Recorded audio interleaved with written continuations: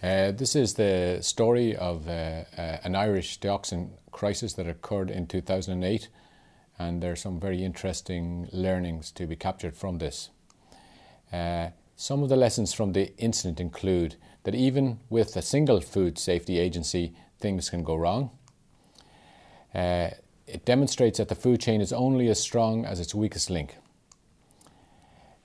Food business operators can be ignorant of the risks in their process.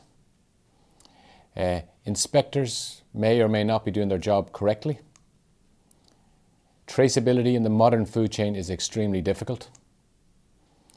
And how to control criminal activity. Criminals have no respect for the laws. So you can introduce more laws, but if people don't comply with them, that's a major challenge. Rapid risk assessment capability is necessary to diffuse crisis situations. So you need consistent communication and credibility with the public, and risk communication of picograms per gram, and the risk assessment associated with that is extremely challenging to communicate to the public. This incident demonstrates that the food chain is only as strong as its weakest link, and the food chain is interdependent. So if something goes wrong at any stage in the food chain, it has repercussions for the entire food chain. The food chain is global, and often we don't have the inspectors at the right places in the food chain. We're not consistent in how we enforce the legislation, and there's not much point in having very strict enforcement at some stages of the food chain, and at others have no inspectors at all. Feed is at the start of the food chain, and feed has been the source of many major food crises, from BSE to Dioxin. Once things get contaminated at the start of the food chain, it has repercussions for the entire chain.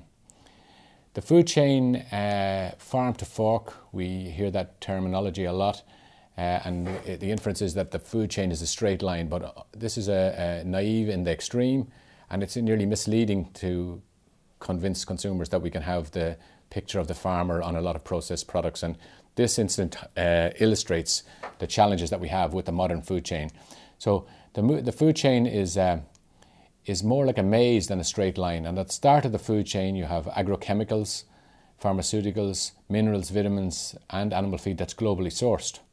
So a farmer might say that he's selling his produce in an artisan farmer's market. All my produce is local, yet he could be sourcing his minerals, etc., from a global stage without being aware of it. In the middle of the food chain, many products have multiple ingredients in them, and there's commingling of products from many jurisdictions and processors. Additives, flavorings, spices and herbs are globally sourced, and some of you might remember the Sudan 1 incident that they had in the UK, where chili was contaminated with Sudan 1 and it necessitated a major recall. Finally, there's mixed standards in many processors, some better than others. There's mixed standards in many jurisdictions. The official controls in different jurisdictions are different. Some countries have better capabilities to enforce the rules and regulations than others. Traceability, we hear a lot about traceability, but when you look at this maze, it demonstrates that traceability is particularly challenging. And because we globally source at all stages of the food chain, no country can afford to be complacent, and we have global threats. Traceability is no guarantee of safety, and this is just a business card. Mine, Patrick Wall, purveyor of fine foods, Dublin 4, Ireland. You know exactly where your product came from. Does it tell you that it's safe? No. I could be a complete criminal. So basically, traceability is a component of a food safety management system, but it's no guarantee of food safety. And the big challenge is how to deal with criminal activity in the food chain. And greed is a great motivator. And the longer the food chain, the more steps in the food chain, the more opportunities for things to go wrong, but the more opportunities for criminal activity. Risk assessment must underpin risk management decisions. So when an incident, a contamination instance occurs, you have to have exposure assessment. And this we get from total diet surveys. Within the European Union and in other jurisdictions, their total diet surveys are undertaken. So we have a rough idea of what people eat in a given week. So if, for example, in this instance it was pork that was contaminated, from the total diet surveys, we knew how much pork every Irish citizen was exposed to in a given week. So we could work out in an exposure assessment, if all of the pork that they consumed was contaminated, what was their likely exposure to the chemical agent. So we need robust science to underpin risk assessment decisions. If you don't have robust science, what happens, you get risk management decisions in response to the media coverage of the event. In 1999, there was a similar incident where animal feed became contaminated with dioxin. Now, in this case, a small amount of animal feed in Belgium became contaminated. The Belgian authorities were unable to identify which farms received the contaminated feed, and they were unable to identify where the output from those farms went. Now, and initially a decision was taken that the level of contaminant was so low that it would be diluted through the food chain and there'd be no consequences for public health. Subsequent studies have revealed there has been no adverse human health effects. So in that sense, the decision was probably correct. But however, the citizens were completely angry when it eventually emerged that there was a chemical carcinogen in the food chain, and a major crisis ensued. The EU banned Belgian butter. The EU banned all Belgian dairy products. The EU banned Belgian chicken, Belgian beef, Belgian pork. The EU banned all Belgian products containing any of the above. So this was major damage done to the Belgian food industry. The US banned certain categories of food from the entire EU. So this whole incident got completely out of control. The EU rapid alert system for food and feed, the Belgian chocolates were banned, and at the time I was the chief executive of the Irish Food Agency, and we received a rapid alert to withdraw Belgian chocolates off the market. Now, nobody did a risk assessment to say that if there was X amount of dioxin in Belgian chocolates, how much Belgian chocolates would you need to eat to have an adverse health effect. And so it would have been that you would have had to eat Belgian chocolates 3 times a day for 20 years to develop an adverse effect. So the exposure assessment wasn't done, and the incident had got out of control. There were repercussions. The Belgian Prime Minister had to resign. 2 government ministers resigned, a Minister for Health and a Minister for Agriculture. And the entire Belgian government fell because there was an election at that time, and the citizens were so angry they didn't re-elect the government. So this was a huge incident in Belgium. The life cycle of the crisis, there was total devastation of the Belgian food industry for over 6 months. Fast costs, the estimate was it was in excess of 1.5 billion euros. And with BSE, this incident led to the reform of the food safety regulations in the European Union, because nobody could have been satisfied with the way this incident evolved. The Irish incident demonstrated, and the Belgian incident demonstrated, that communicating complex scientific issues in a modern soundbite-dominated media is particularly challenging. So if you're trying to communicate body burden of dioxins, the concept of bioaccumulation, toxic equivalence, dose response, total daily intake, the level of picograms and lowest observable adverse effect level, you don't have time in the modern media, and the journalists are saying, look, don't worry about the detail, we're on air in 2 minutes and I'm going to give you 60 seconds to say your piece. So really it's too late if the genie gets out of the box, and so particularly challenging. Just a little bit for those of you who aren't from the European Union. It's a single market, the European Union, free trade, free movement of goods. There's 27 separate countries, 23 official languages, and a total population of almost 500 million. Ireland, we pride ourselves in Ireland. It's a small country, but food exports are big in Ireland, and we pride ourselves as being the back garden of Europe, and this is the sort of imagery we have. Beautiful countryside, no heavy industry, no pollutants, so we have fresh, wholesome, natural food, and that's our marketing trademark. And we have everything from the river dance to Irish music linked to our produce. We call ourselves Ireland the Food Island, and we're very proud of a long tradition about producing wholesome product. So this instance was a spectacular own goal for us. Even our Food Safety Authority was one of the first of the new independent food safety authorities that were introduced after the reform of EU food legislation. So it's independent of agriculture, and basically the World Health Organization gave them an award in recognition of their outstanding contribution to the promotion of human health through food safety. And this came in June 2008. So But pride comes before a fall, because in December of the same year, this is a picture from the Irish newspapers of the empty shelves. So we had to initiate a global product recall of pork products in December 2008. This actually was a major incident for a food exporting country. The food exports from Ireland worth 11.36 billion euros in 2008, mainly dairy and beef. 80 to 90% of our production is exported. And our pig production, while it's not as big an industry, it's still a major one. 1.53 billion is the value of the pork industry, and 45% of the pork is exported. Now, this is to give you an idea of what's permissible in EU. In animal feed, the EU limit for dioxins is 0.75 picograms per gram. The level detected in the feed, in this instance, the contaminated ration that was identified was 5,200 picogram per gram. So you can see it's well above the EU permitted limit. The legal limit for pig fat is 1 picogram per gram, and the level detected was 80 to 200 picograms per gram. So it is well over the legal limit.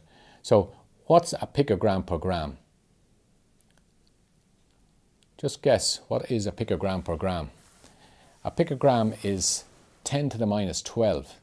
So it's 1 part per trillion. And that's hard enough to comprehend. 1 part per trillion is the legal limit. And one could say, well, that's a very insignificant level. But that level is set for a lifetime of exposure. So if you consumed product with levels above this for a period of 20 to 30 to 40 years, you develop adverse health effects. But a one-off exposure wouldn't do you any harm. But here it is, 1 second in 31,699 years. So you can imagine the media coverage of this incident, carcinogen in the food chain. But to convey to people that this is at a level of just over 1 part per trillion, challenging. 1 grain of sand in a football pitch. The timeline of the incident. On the 19th of November 2008, a routine pig fat sample taken under our National Residue Surveillance Programme. This is a routine sampling of carcasses that's done throughout the year. Identified PCBs, right? It's a screening test for dioxins. Initially, it was 1 pig, so the suspicion was that it must have been something that occurred on one particular farm. Perhaps something got mixed up with the ration on that particular farm. So a visit to the index farm was undertaken to evaluate the possible source of the contamination. And sample of all the rations were taken for analysis. But when they visited the farm, they found it to be an extremely well-run farm. The pig production farms in Ireland are actually mostly intensive units. So we have a small number of pig farms, but they're heavily intensive. So this one had in excess of 2,500 breeding sows and finished all the offspring. But the farm looked to be well run, and so samples of all rations were taken. But on the 1st of December, now a few days later, initial pig fat sample confirmed was positive for non-dioxin-like marker PCPs.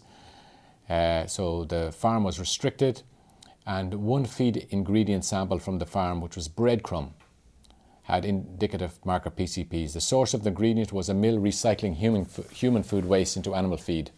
And the mill was closed, and all of the other customers of that mill were traced. So this was a cheap form of ration, recycled human food, bread, and it was identified as the source of the problem.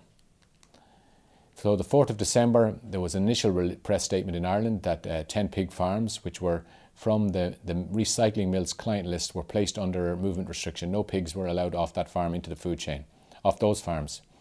Simultaneously with this, the Netherlands Food Safety Authority were investigating a dioxin incident.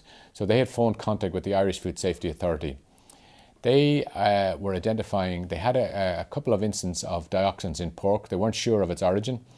And a Belgian plant which was processing composite fat from mid-September had identified dioxins in the finished fat. Now they were taking fat from 7 member states, seven European member states, including Ireland, and in the composite product they were finding dioxins. So they knew that one of their suppliers was giving them dioxin.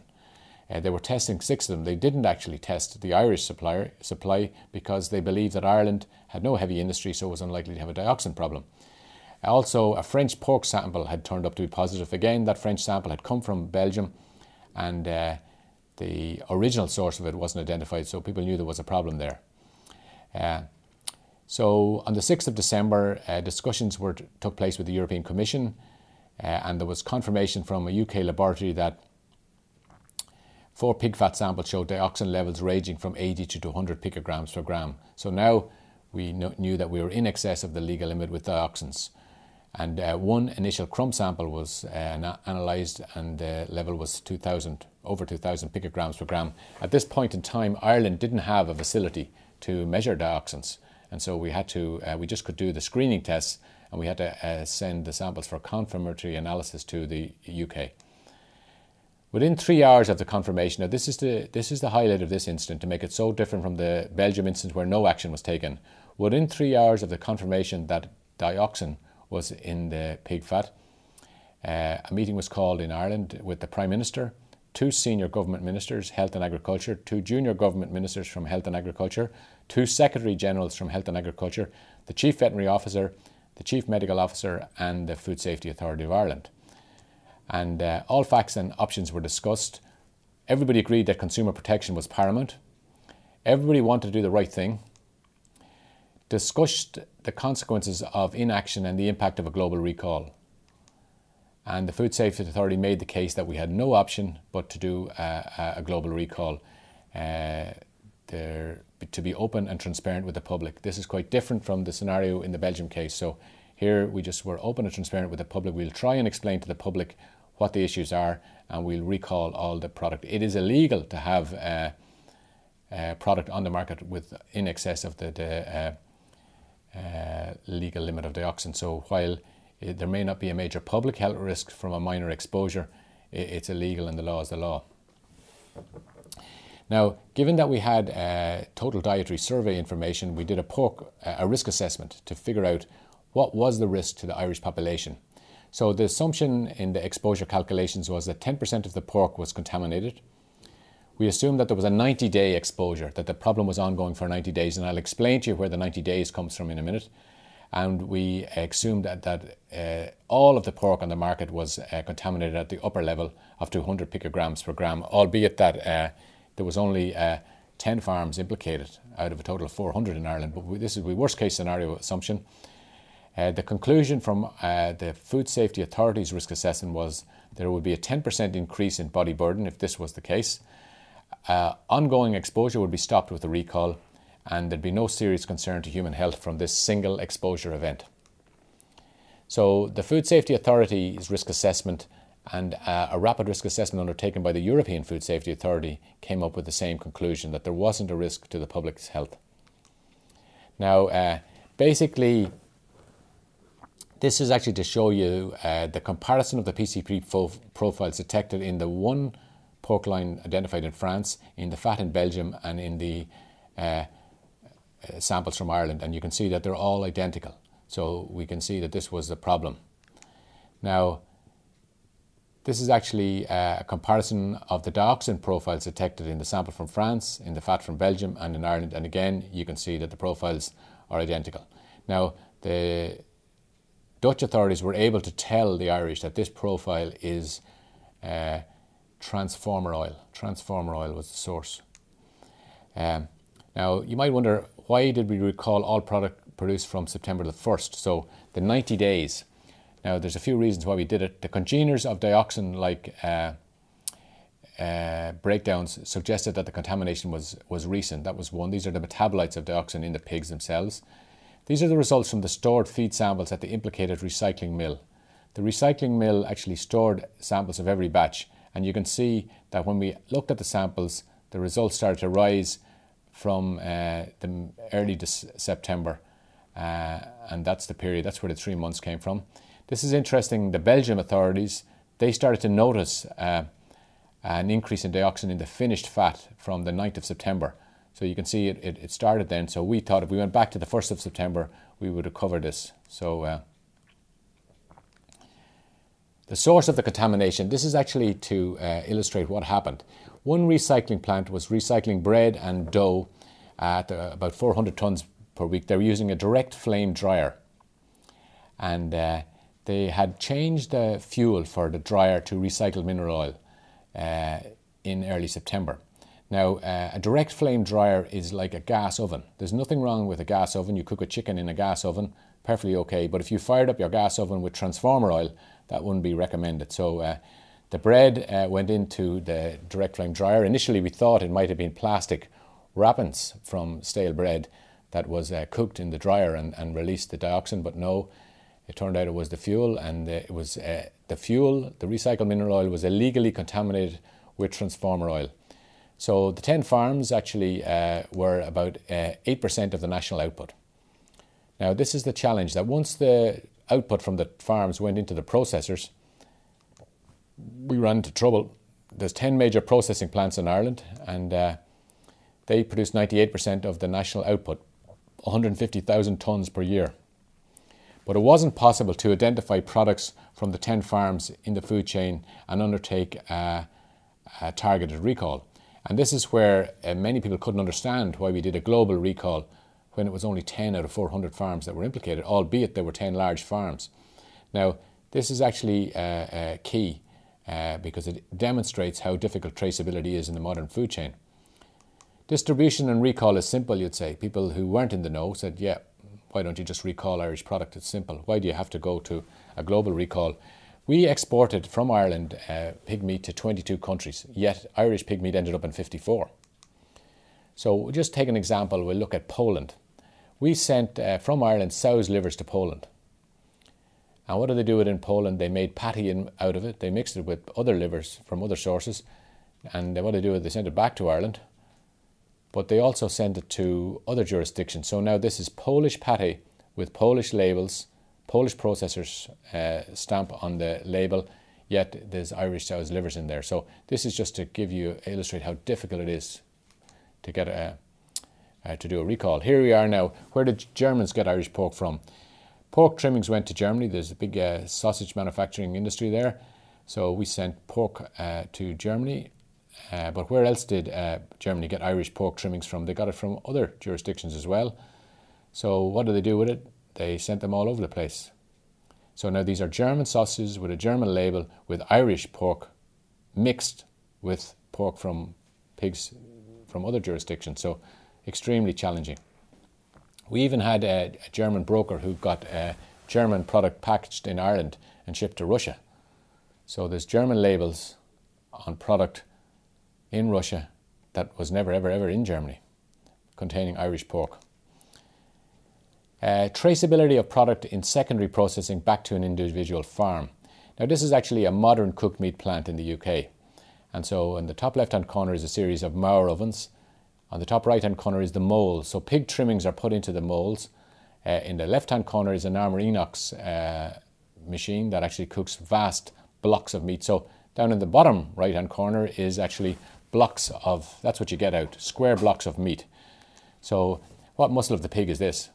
There's pieces of pigs from all over the place in this now, and these are huge blocks, and these are the blocks that are used for dicing, for slicing for retail packs, etc. So when you buy your retail hams for your sandwiches, you find square pieces of ham, but which muscle is that? It isn't a muscle of that, it's made from this mold.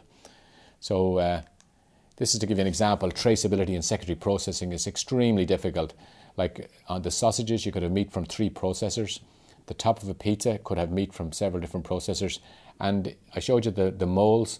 Here's actually between 2 slices of white bread. You can have ham, which is it from one pig? No, it's from pig trimmings from Chile, Canada, and Romania. So from 3 continents between 2 slices of white bread. Pig fat, as I said, the Belgian authorities are making composite pig fat from pig fat sourced from 7 EU countries. What did they do with it? It was shipped down to Italy for pizza manufacture. It was shipped to Germany for sausage manufacture, and in fact it was shipped back to other jurisdictions to include in turkey lunch and roll. So if you get the black meat from the turkey and you bleach it and you reconstitute, and you see these square turkey breasts for sandwiches, pork fat can be used to actually give a bit of juiciness to that. So somebody could be a Muslim or Hindu and not want to eat pork, concentrating on eating turkey, but you might be eating the wrong thing. So this just to demonstrate that it's extremely, extremely difficult if something goes wrong to get it back. So here's a ham. This is actually supposed to be a boned and rolled ham for illustration. So is this the hind leg of one Irish pig? Now, in fact, this manufacturer in the UK produced boned and rolled hams for the Christmas market, purchased the muscles separately and reconstituted them in a mould. So one muscle came from Canada, one muscle from Chile, and one muscle from Ireland. So the consumer thinks that they're getting the backside of one Irish pig. In fact, there's pig meat there from 3 different continents, so it's particularly challenging. Risk communication nightmare. In this scenario, it's very difficult to communicate. The media went mad with the coverage, toxins in the food chain, and it was challenging to keep pace with the media coverage, because this was actually food journalists communicated this, but also because it was an economic issue. The business pages covered it. Because it was a fraud issue, the legal people covered it, and because it might have been criminal activity, the criminal journalists covered it. So every journalist had their own slant on it, and don't let the truth destroy a good story. The journalists were competing with journalists to see who could make it the most sensational story. And then we have the internet, and now we have a whole new communication channel. We have the internet, we have SMS, texts, we have Twitter, and we have citizen journalists that can actually contribute to the news situation. So once the genie gets out of the box, you cannot get it back. So like all you have to do is to key in pork toxins Ireland into Google, and you get a tsunami of adverse publicity. So the point I made initially was that this was a spectacular own goal for a country like Ireland, who prides herself with her clean green image. Now all you have to do is key in this into Google and see what happens.